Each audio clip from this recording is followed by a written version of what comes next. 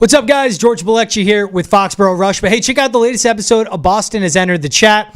We discuss everything over on that show, including the latest Monday Night Raw for WWE on Netflix. We talk about Jerry Jones just being out of pocket once again during his press conference, TGL as well. And we have some clips from the Chris Hogan interview, which you're about to hear. But hey, check out Boston Has Entered the Chat. Wherever you get your podcast, Spotify, Apple, Amazon Prime. You can watch it on Nesson's YouTube page as well. New episodes dropping every Monday through Friday, but check out the latest episode. Now, let's get to Rush. What's up, everyone? What's happening? George Balekji, He's Travis Thomas. This is Foxborough Rush T. Good to be back with you, my man. Man, it is exquisite to be back with you, George. I mean, I had fun with Sean. Yeah. I had fun with Keegan. Okay. But you know, my man, the myth, the legend, G-Beezy, please believe me, is back in the house. Interesting. You know, I watched the latest episode of Rush without me. Yeah. And I literally took 15 seconds for you and Keegan to whip out a bottle of champagne, pop the cork, and go, George isn't here. I know. Let's have fun. Let's go. This is my fault. I take full responsibility. Yeah. I think Keegan made the mistake of looking to me as the veteran, of the team. And he looked to me to leadership, and I led him down a path of destruction without you. I apologize, but I own it.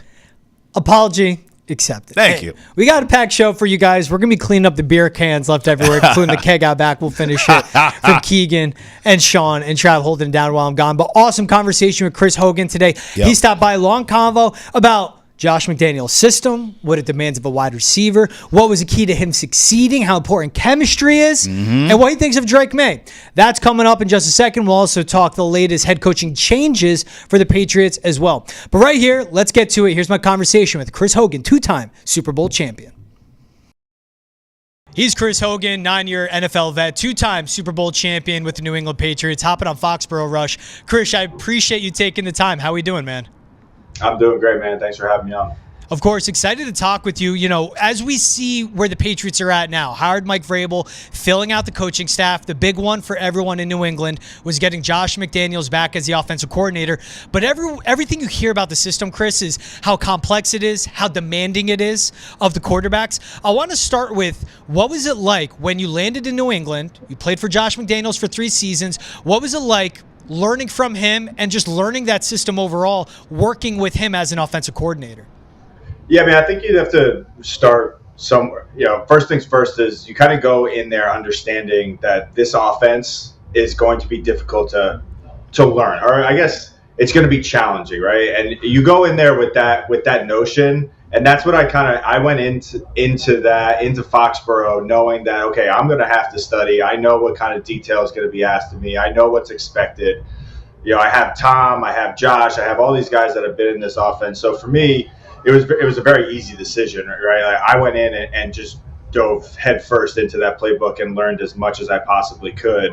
And I think, it's just it's a different environment in Foxborough right now. Josh doesn't have Tom. He doesn't have Julian. He doesn't have Gronk. So he has got a bunch of new faces and going to be a second-year quarterback. So I don't think that, listen, Josh is not going to hold anyone's hand, and his expectations are going to be through the roof for this offense. But I do think that there's going to be a little bit of a learning curve to try to get all of these guys up to speed, and he's going to have to learn the best way that his quarterback is going to learn, right? How is he going to teach this? It's going to be much different than Tom. He's not just going to come in here and just expect Drake to be a Tom Brady. So he's going to have to learn that. He's going to have to learn how to communicate all of his stuff to the wide receivers and the offensive line. So I think what Josh is very good at, he is one of the best teachers that I've ever been around. He's one of the best educators. He taught me more about football in 3 years than I learned from my entire time in the National Football League. And I think that if you're a young player on this team, especially those young receivers, especially Drake Maye, you should be really excited that Josh is coming in to teach you, and you're going to get to learn from someone who's been around the game, who's won championships, who's been around the best of the best, and has done it successfully for a number of years. So listen, when Josh got the job, I was pretty pumped for this offense and for this team. I like that you point out the ways to learn. Like, he taught you a lot, but you also named your teammates. I want to start the teammates that helped you, grow. That's the issue right now, is that the most senior guy in the wide receiver room is like Pop Douglas, and this is a new system for him as well. Pop will be a year 3 guy. How important is that? And it is something on the to-do list for the Patriots. Get veteran receivers in there, and maybe we'll see someone say Jacoby Myers returns to the Patriots so he can help the guys. But how important is that to have more than Josh McDaniels, but the teammates that know the system around you to help everyone get up to speed and be able to apply it on the field and learn it? Yeah, I mean, listen, it's important. It helped me tremendously having Julian and Danny and Gronk and Tom, guys that, I could go to, guys that I could ask questions to. How'd you study this? How'd you learn this? What's the best way of running this route? So I had all of that at my exposure, right? It was there every single day for me. They don't have that in New England right now, but I don't think that hurts them necessarily. I think that can be a tool that Josh can use for this team and for this offense, specifically its skill players and its quarterback, to do this thing as a collective, right? To do this all together, to learn the offense together, to go through day 1 install to day 10 or whatever it is, however installs we get through training camp, and just do this as a team and as an offense and learn this together. You're all starting from square one, essentially, unless we bring in a guy like you said, Jacoby, who could absolutely help, teach the young guys in the receiver room and just the skill players, this offense. But I love the idea of Josh coming in. I think that it's an okay thing that we're all starting at square one, because they're all just going to have to take in all this information. Listen, it's like I said, Josh is not going to hold anyone's hand through this, and he's going to have high expectations. This is your job.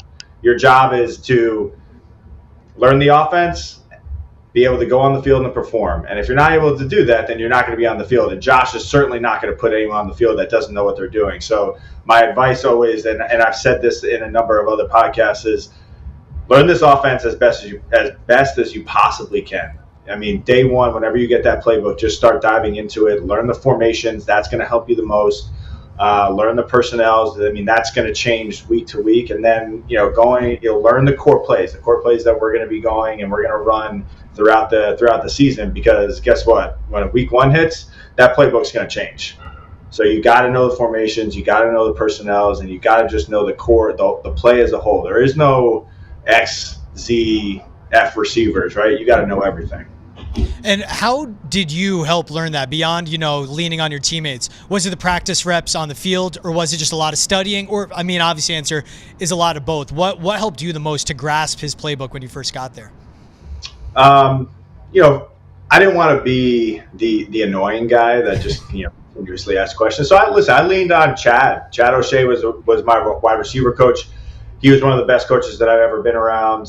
He helped me tremendously kind of understand. I mean, we had morning sessions, we had afternoon sessions. I had sessions with him after practice, really to watch film of how things are, that Josh wants things done very specifically. So the specific routes, where you're lining up on plays, splits on the outside, these are all things that kind of those little details that Josh is very particular about that go into just the overall formation of a play. So, I did a lot of extra time with my position coach. And then, at the end of the day, man, it's kind of putting it upon yourself and kind of taking that accountability to teach this stuff yourself and to learn it and to study it, and to if you're a no card guy, be a no card guy. If you're a guy that needs to go and, draw stuff on play, I was always a whiteboard guy with no cards, and I would quiz myself.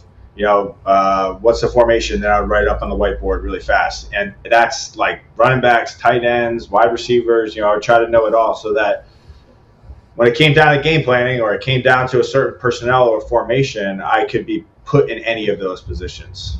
Hey, as of we're having this conversation right now, the wide receivers coach is open for the Patriots offense. I know Chad O'Shea's in Cleveland. There's nothing that's saying that he could end up in New England, doing a great job there. But what made him such a good wide receivers coach helping you in the NFL? I mean, other than Chad just genuinely caring about the person and the individual, and really he was just a personable coach that you can relate to on so many different levels. He was a family guy. He worked his ass off. And you could tell that, right? I mean, he was one of the first guys in, and listen, head coaches are working underneath Josh McDaniels, you might as well bring a cot with you as well when you roll into New England, because there are going to be some late hours, some late nights, and a lot's expected of you. And we knew that. I respected all of those coaches, but specifically Chad for the work that he put into it. But we would never go into a practice not knowing what to do. If that was extra walkthroughs, if that was extra meeting time, extra film time, he went above and beyond for his guys in his room to make sure that we were so well prepared, even for practice. And then by the time we got to the game, it was just easy for us. It is. Like, everyone, I feel like, rolls their eyes when they hear the Patriots had all the answers to the test before they got to the test. But that's what it sounds like. Chad O'Shea, it prepared you guys, in particular, the wide receivers, to have all the answers in practice and all the answers on game day. That's what it sounds like. Yeah, absolutely. I mean, we wouldn't just watch film to watch film, right? We did it for a reason. We'd watch specific guys. We'd watch specific coverages. We broke down film, game film from the last year, 2-3 years previous, or if a specific coach was coaching on another team and this is what he did in third down. I mean, we went over everything, man. And that's what I said. I don't know what this coaching staff was like underneath Gerard, but underneath Vrabel and underneath Josh, I know that they're going to be extremely prepared for any and all situations. And I really think that level of preparedness is going to help us kind of win some of those one-score games that we've kind of found ourselves in the last couple of years. We really haven't been able to close the door or kind of come up clutch in those situations. So I really think that these two guys are going to kind of push us over that threshold and help us win football games in the fourth quarter. And to get past like the learning curve and getting acclimated, we hear again about the system. It puts a lot on the quarterback at the line of scrimmage. You always hear the option routes for the wide receivers. What exactly does it demand of you guys in that position when it comes to being on the field and from play to play, drive to drive, game to game? Yeah, I mean, you're going to have to establish a relationship with your quarterback. I think that those guys have been doing that. This is going to be a totally new system, a whole new offense that they're going to be learning.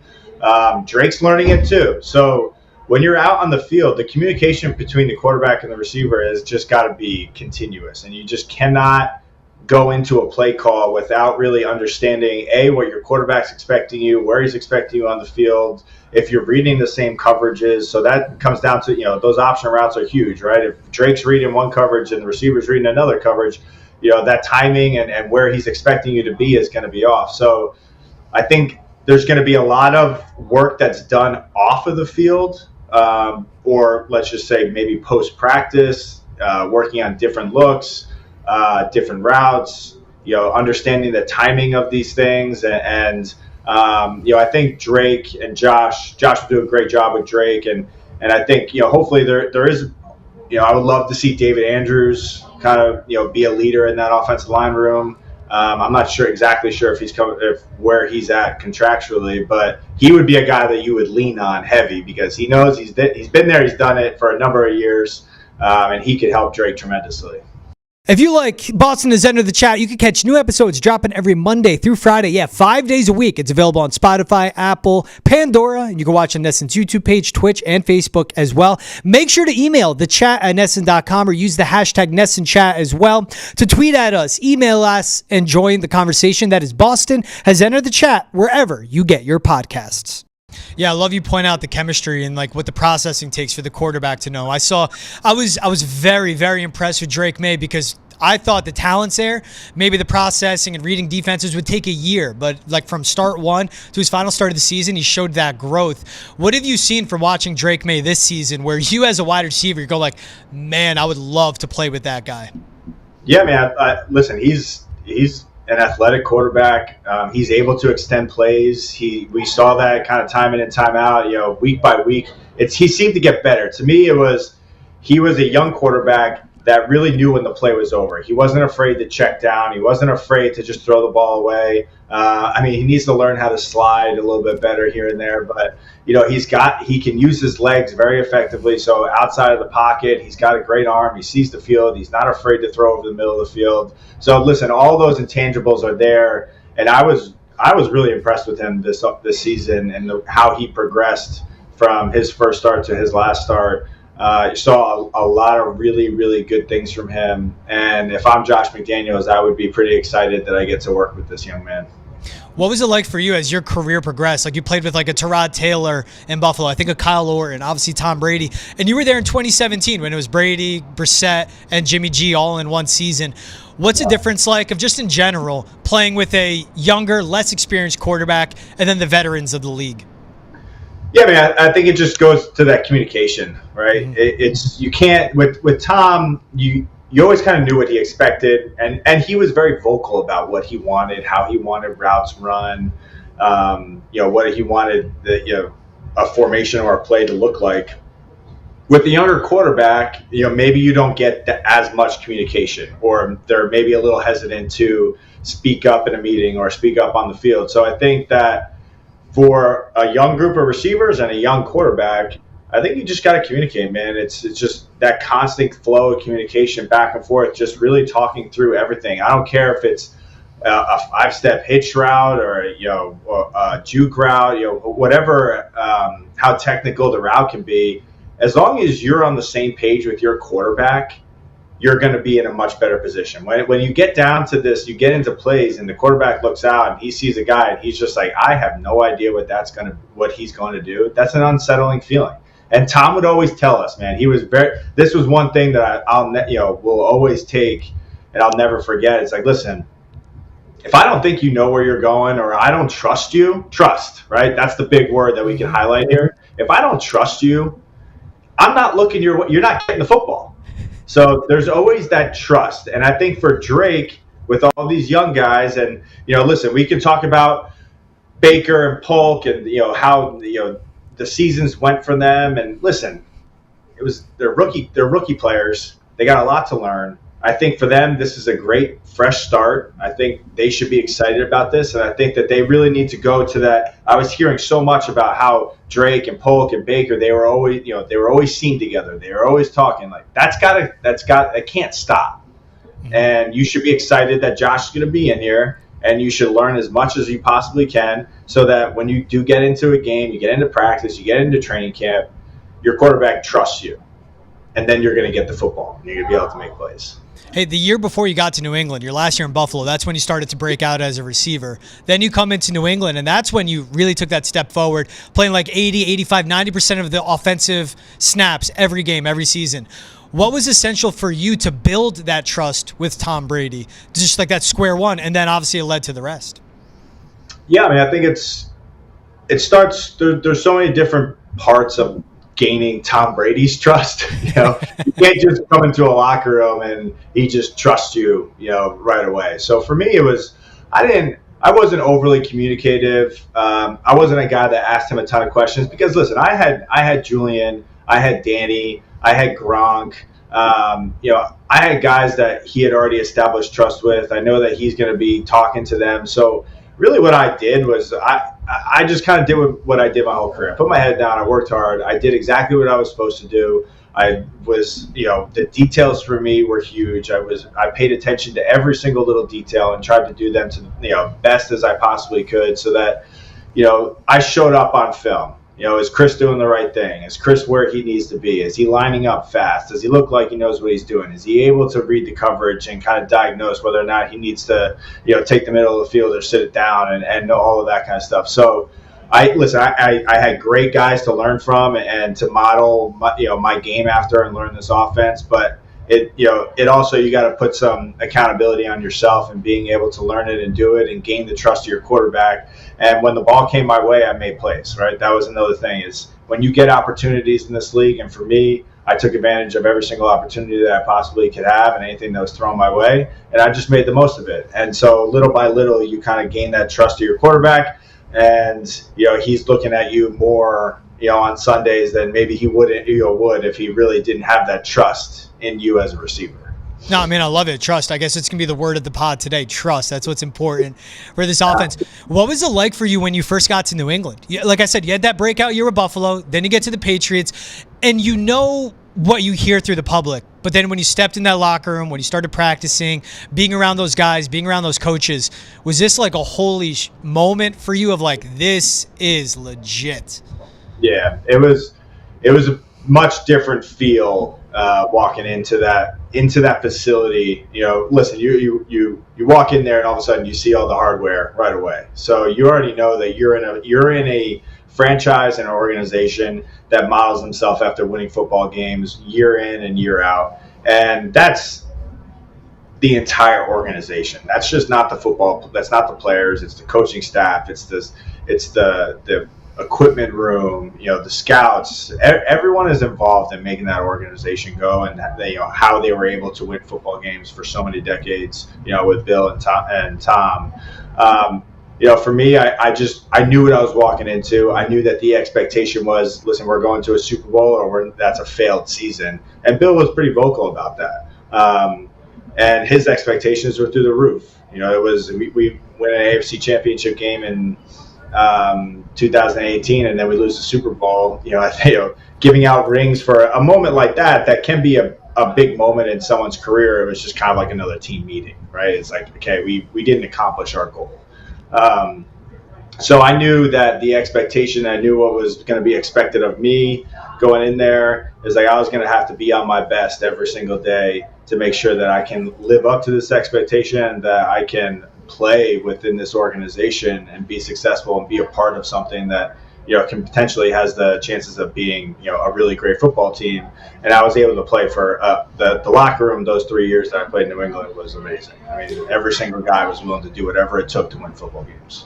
What did it do for you to be in a wide receivers room where you're undrafted, Danny's undrafted, Julian Edelman's a 7th-round pick, you're catching passes from a 6th-round pick in Tom Brady, who was the GOAT at that point.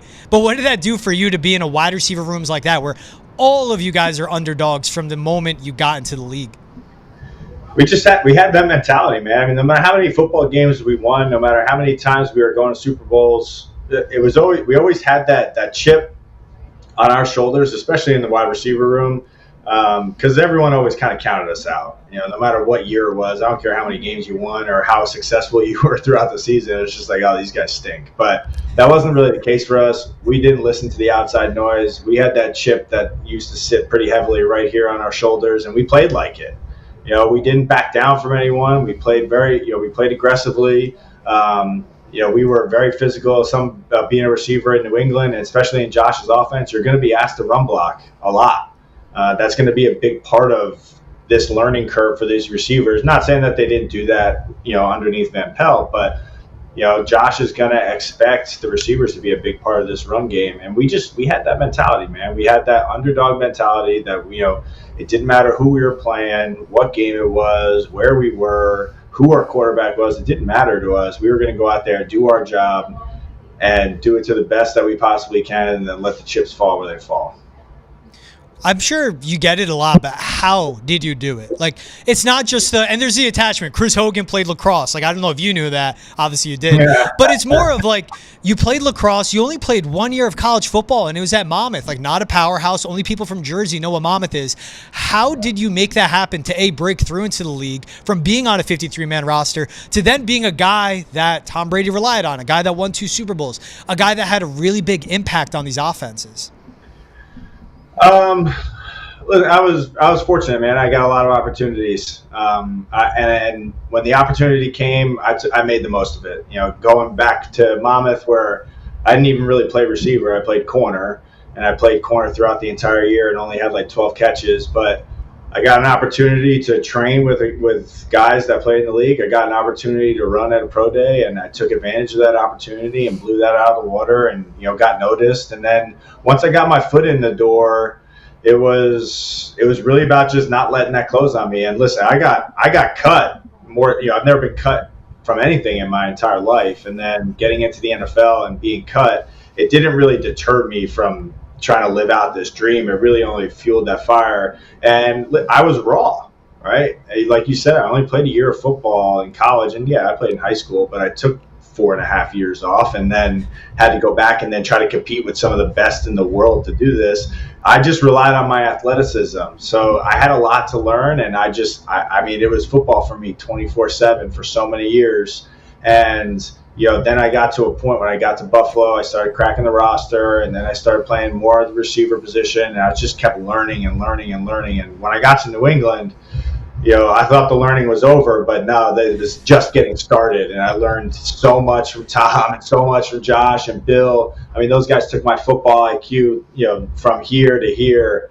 And I was always a guy that I never shied away from anything. I always did what was asked of me, whether it was being a starting receiver and then playing on all four faces of special teams. Like, that was something that I did throughout my career, and that was asked of me. And I was a very firm believer, and Bill was a guy that always would kind of tell his players this is like, listen, if you're not really good at one thing, then you need to be great at 5, 10 things. And that's kind of where I hung my hat on, was I was going to work my butt off to be able to contribute on special teams, do all the stuff that I need to do in the receiver room so that I can be helpful and help this team win football games. When you look back on that time too, of like you said, to learn all those different things, how demanding the system is, how demanding the culture is, we'll see something that mirrors that with Mike Vrabel and Josh McDaniels for sure. Do you think Drake Maye, from what you see, he can grasp that and run with that system? Because I have the confidence in it. And what you speak about with Josh McDaniels, there's the adaptability he'll bring that many people underrate about his approach to coaching. Yeah, I think that Josh and Drake are going to get along great. Drake seems like a very bright, talented, young quarterback. I think that he's going to be eager to learn from Josh. I mean, how could you not, right? Josh worked with Tom Brady for almost 2 decades, right? This was the greatest quarterback of all time. And how could you not want to be in the same room with Josh, where you're going to be watching film of Tom Brady do exactly what he's going to be asked of you to do on the field?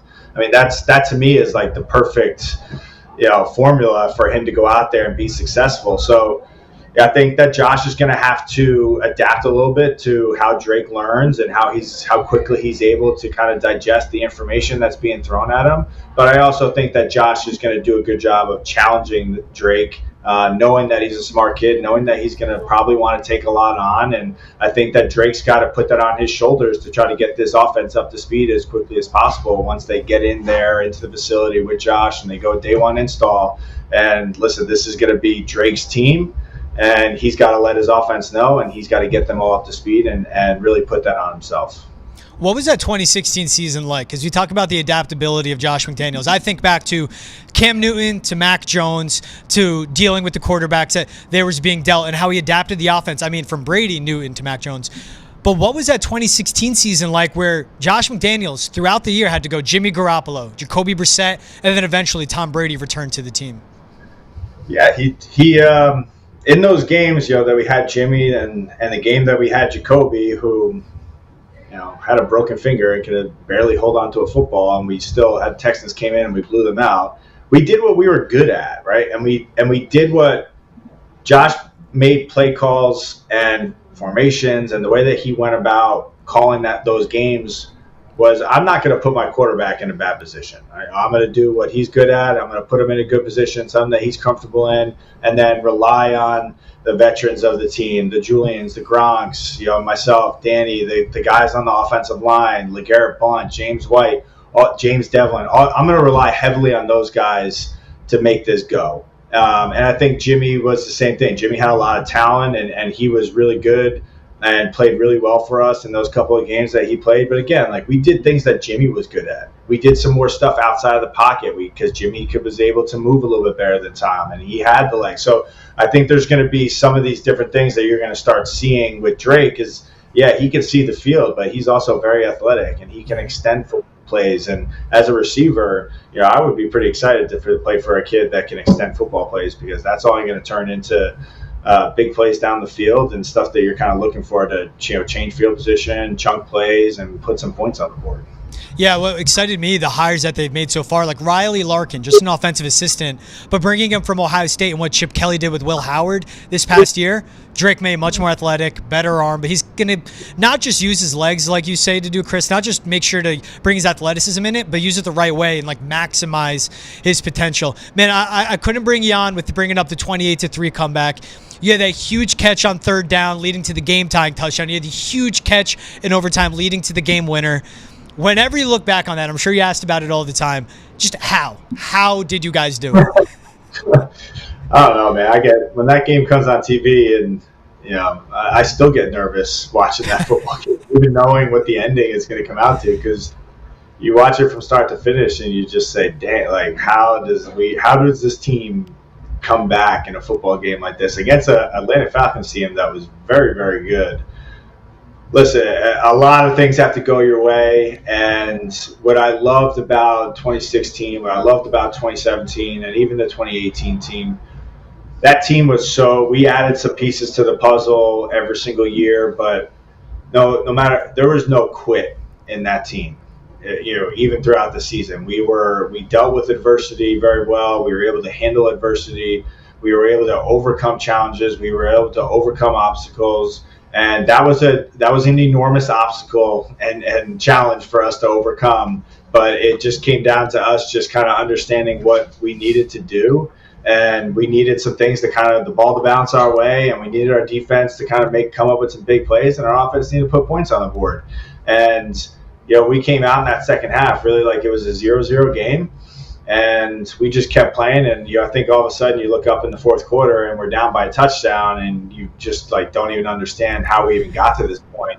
But you go down, you get a big drive, big catches by Julian, Danny, myself, and obviously James White had the game of his life. And you go down, you score a touchdown, tie the game, and we got the ball in overtime. I knew it was a wrap.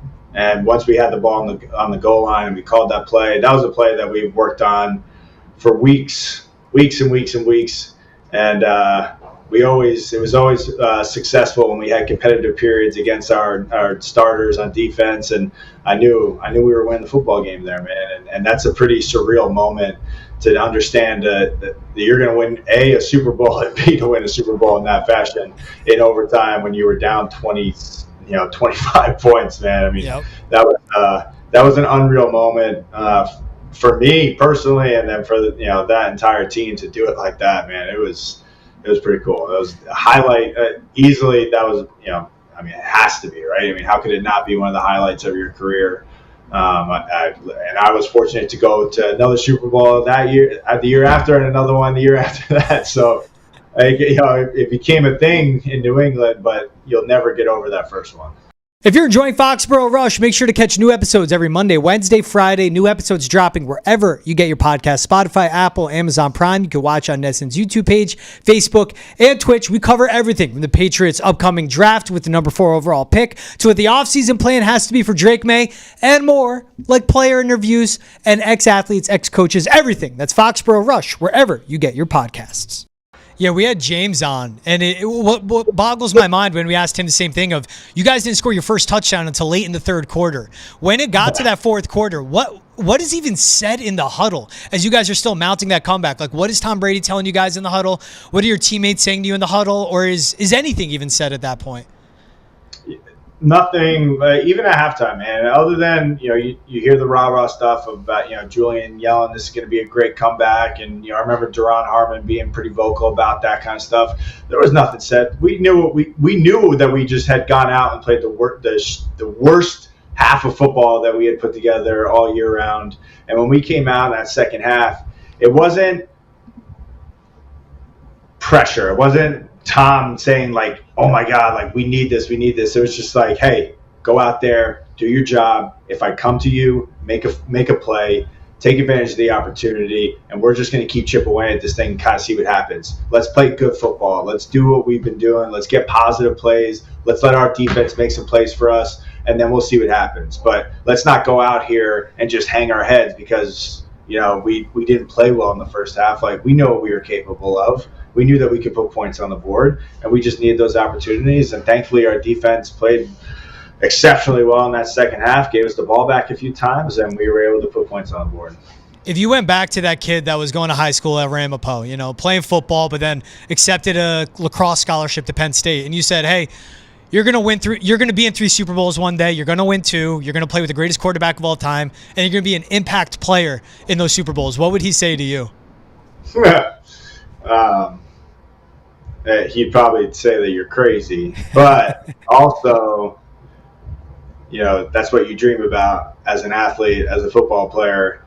And if you're going to tell me that, your hard work and all the stuff that you do and your approach to the game and your work ethic, and that's going to all pay off for you in the long run, then yeah, I could believe that. Because, I was a guy that wanted to be in the locker room at, before 6 a.m. and I wouldn't leave until after 6. And I, wanted to watch film, and I was eager to learn. And I was like that throughout my whole career. And I was like that even before I got to the NFL. I loved the process. I had to trust the process, and I had to get opportunities. And I was very fortunate to get opportunities early on in my career. And when I got them, I had to make the most of them. And I just had to give them reasons why not to get rid of me every single year.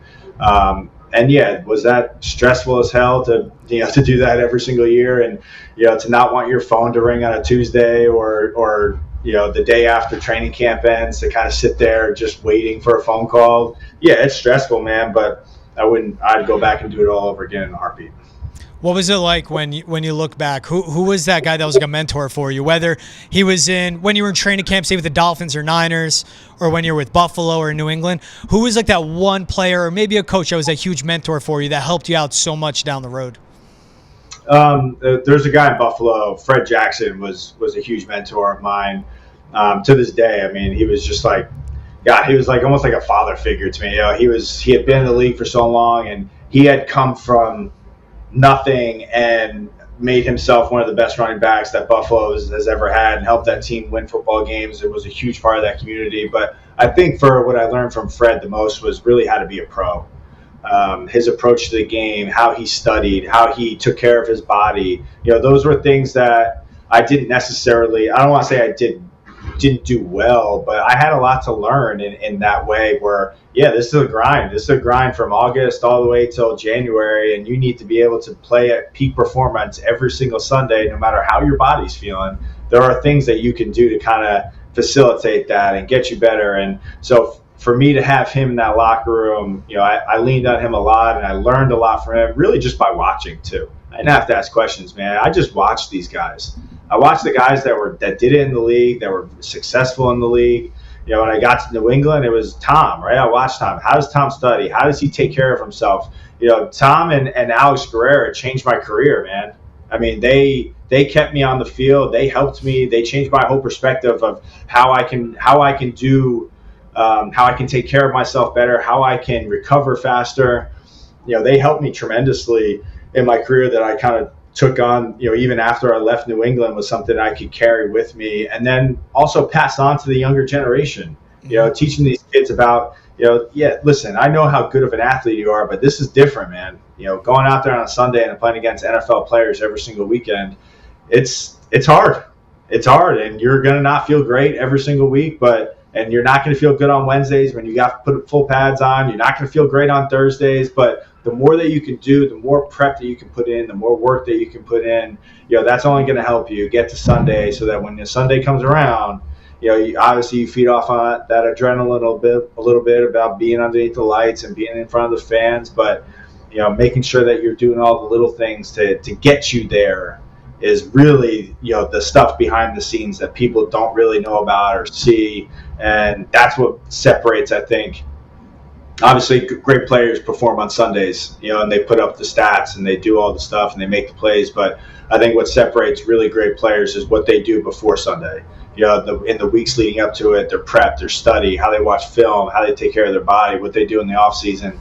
Those are the guys that you're going to hear about long after their career ends, and probably they're the type of guys that end up over there in Canton, Ohio, right, with a gold statue and something that's going to cement their legacy for forever, right? We're going to see one of the greatest, and I was lucky to play with one of the greatest too, and he'll be there. He should already be there, but he'll be there. Hey, shout out to number 22, Fred Jackson with Buffalo and all that. And you bring up what he taught you with the preparation with your body, what you picked up all along the way. And I've asked you ad nauseum about Josh McDaniels. I haven't even asked you about Bill Belichick. Same thing. Like, again, because your journey is so impressive to go from what you did in college to get to that point. What was it like when you stepped in that building and you're first around Bill Belichick and you're in meetings with him, getting coached by him, getting yelled at by him, I'm pretty sure. Yeah.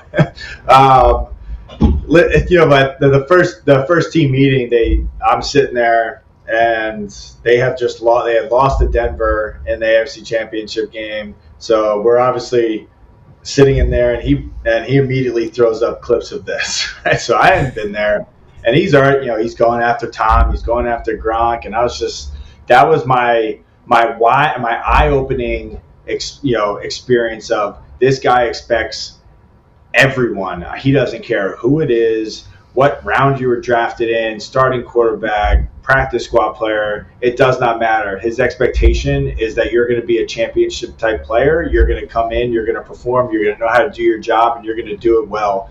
And if you don't, you're out, right? And so that was eye-opening to me in so many ways. And yeah, listen, was I on the wrong end of some of these bad ball films throughout my 3 years there? 100%. And does it suck? Yeah, it does, man. When Bill is going after you for, drop pass, or he's telling you that Foxborough High School can play better than you, or you get a stupid mental error. I mean, these things happen. But also, he did it to the guys that he knew could handle it. Mm-hmm. He did it to the guys like Julian, right? Who's not going to be sensitive about it. He's just going to take it like a man, and he's going to go in and correct it, and he's going to let it not happen again. And if it does, he's going to get chewed out again. But again, just continuously go to work knowing that this is not personal, man. This guy was about winning football games. And sure, it might have felt personal at sometimes, but it wasn't. That's all he cared about. He cared about winning football games, winning championships.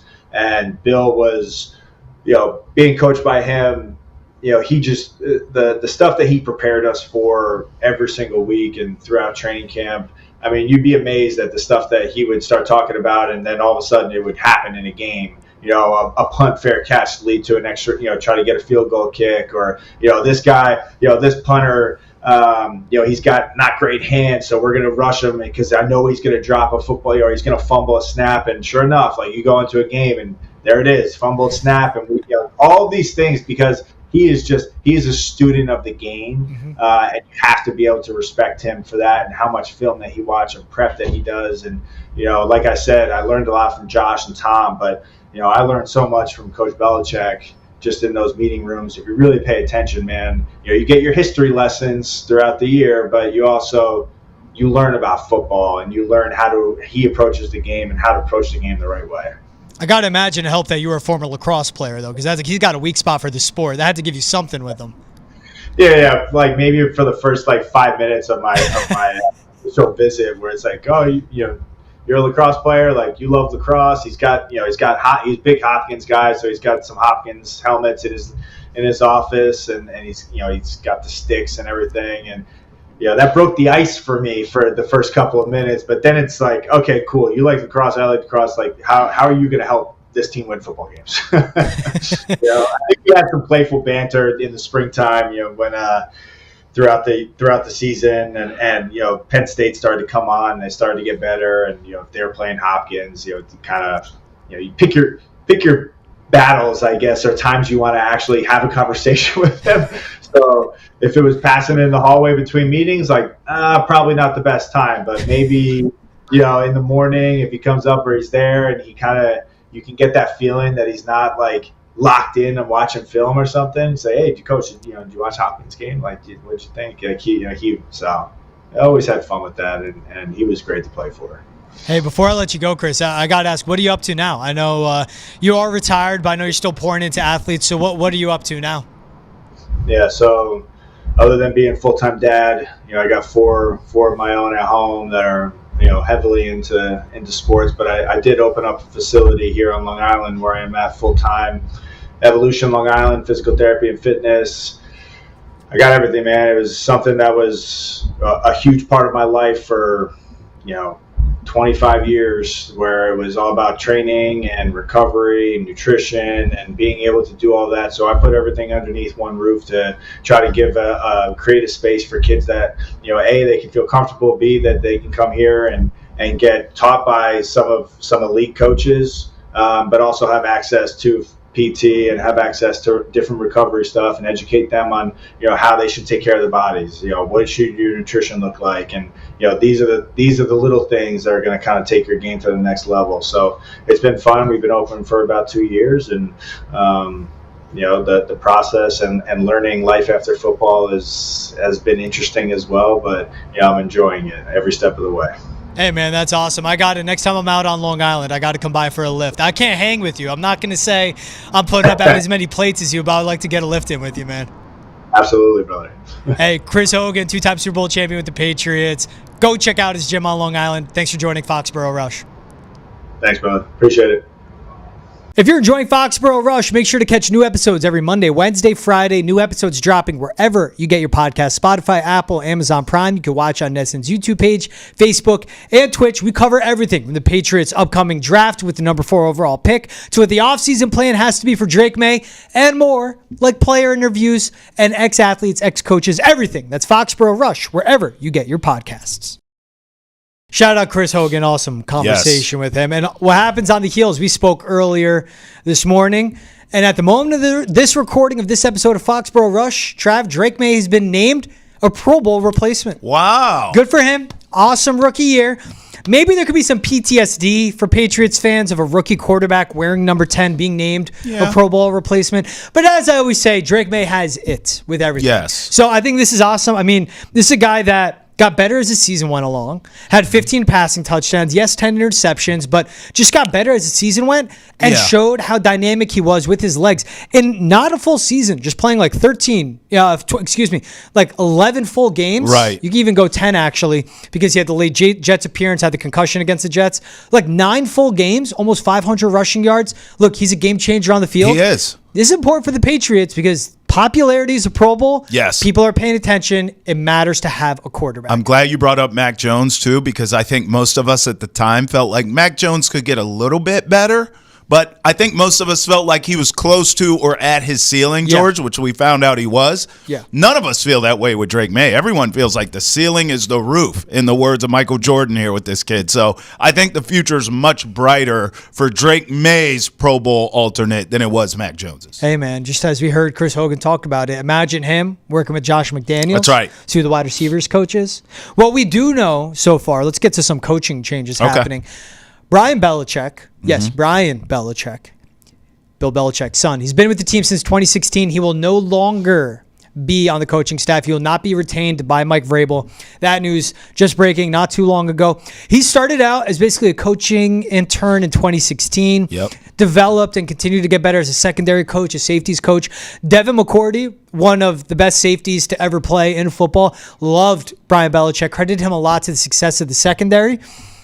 Deciding not to stay, Mike Vrabel putting his fingerprints more on this coaching staff. The reasons why, I mean, it would make sense to keep him, but he also was a part of this past year's defense. It could be Brian Belichick looking at UNC, looking at his brother Steve, his dad Bill, and going, I'm going to go over in Chapel Hill and hang out with them. Would like to see him stay when you hear about other players talk about him. But again, with how Mike Vrabel's building out this staff, I'm fine with the moves, man. There's some to retain, there's some to let go. I'm fine with Brian Belichick staying. I agree leaving. with leaving. Yeah, I agree. Go join Bill and Steve and excellent adventures in Chapel Hill, because that's what's going to happen. More so with Steve as the years go on. You and I have talked about how we think Steve Belichick's going to have a lot of success with the Tar Heels. That's the staff to be on. So go join it. Belichick's are running Chapel Hill. Good for them. Now, Doug Marrone has been hired. I saw that. He'll be an offensive line coach. This is a guy over 30 years of coaching experience. Over 30. Been in the NFL since 2001. Offensive line coach with the Jets, Saints, Jaguars, Alabama, the Saints again. Was with BC this past season working with Bill O'Brien. And we also know Jason Hoot-Hailing has been hired for the staff, but his title not known yet. That's an offensive line coach. It sounds like he'll be the assistant to Doug Marrone.